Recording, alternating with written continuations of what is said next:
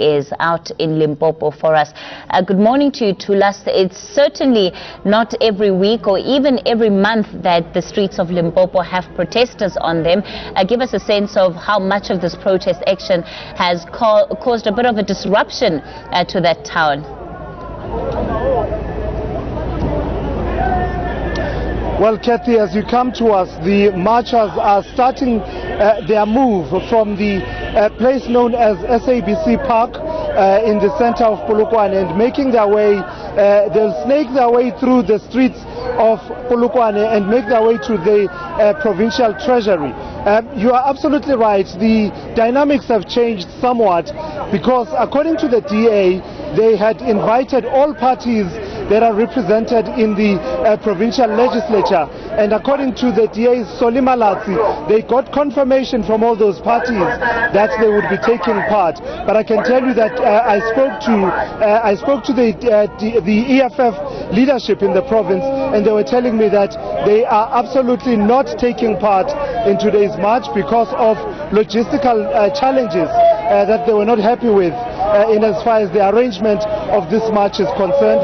We know also that the COPE, which also was expected to be here, is also not taking part in the march. They also cite logistical arrangements. In fact, the COPE's Dennis Bloom was on radio this morning saying that the DA had failed to revert back to them about the arrangements. But either way, the DA is saying that they will not be deterred and they are determined to march to Treasury, saying that Limpopo represents what really can happen when state capture and corruption are allowed to take root. Who can forget about those departments that were placed under Section 100 administration by National Treasury, citing economic challenges and mismanagement.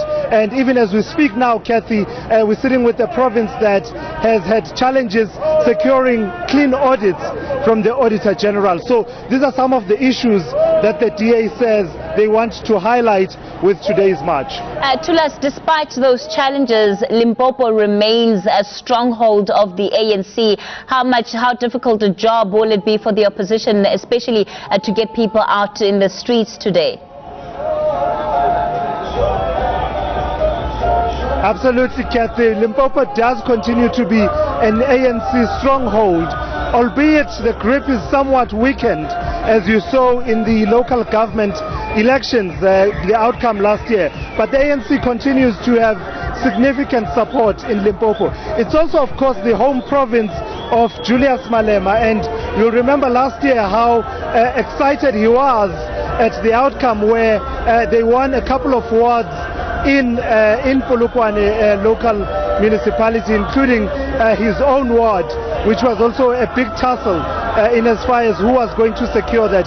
The DA does have a respectable showing, shall we say, in municipalities such as Polokwane, but it's far from, out of the hands of the ANC.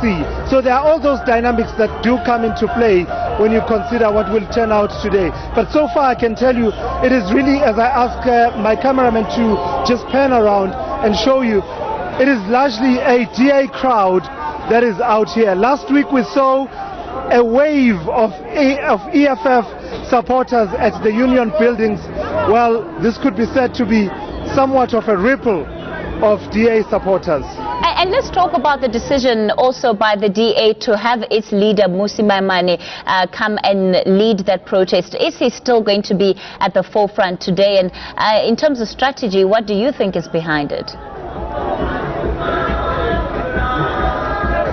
Well, Kathy, in as far as Simelane leading this march, it falls very much in line with what the DA has been saying. The DA is, without a doubt, Kathy, already campaigning for 2019. I mean, you already have the slogan, #Change19. So the DA is unapologetically using some of these platforms to sort of drive the message home that change is needed in 2019. I remember a speech, Kathy, some weeks ago, in fact I think a couple of months ago, when after the State of the Nation address and the kind of drama that played itself out there was a change in tone in Mmusi Maimane when he addressed the media, when he said the number one priority now is to dislodge the ANC from power. And that spoke to me, it said to me that perhaps the priorities have shifted, and Mmusi Maimane is now prioritizing the issue of dislodging the ANC. Previously you would have heard the DA saying the priority is for them to govern well where they govern, as a showcase of what a DA government can bring, but they've actually changed it. And Mmusi Maimane is saying without apology that the number one priority now is to remove the ANC. So no doubt 2019 politics are at play as Mmusi Maimane leads this march. The EFF itself has said that they will be rolling out a program of mass action across the country.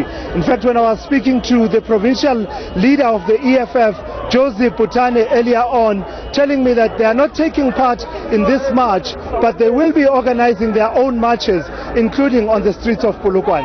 All right, certainly, Thulas, very determined people behind you, a man on crutches, and he's going to be walking that distance from Radio Park to the National Treasury, and I'll tell you, it is quite a distance to make their way there, but certainly protesters are set on ensuring that their voices are heard today. We'll have more from Thulas as that march continues. He's out in Polokwane for us.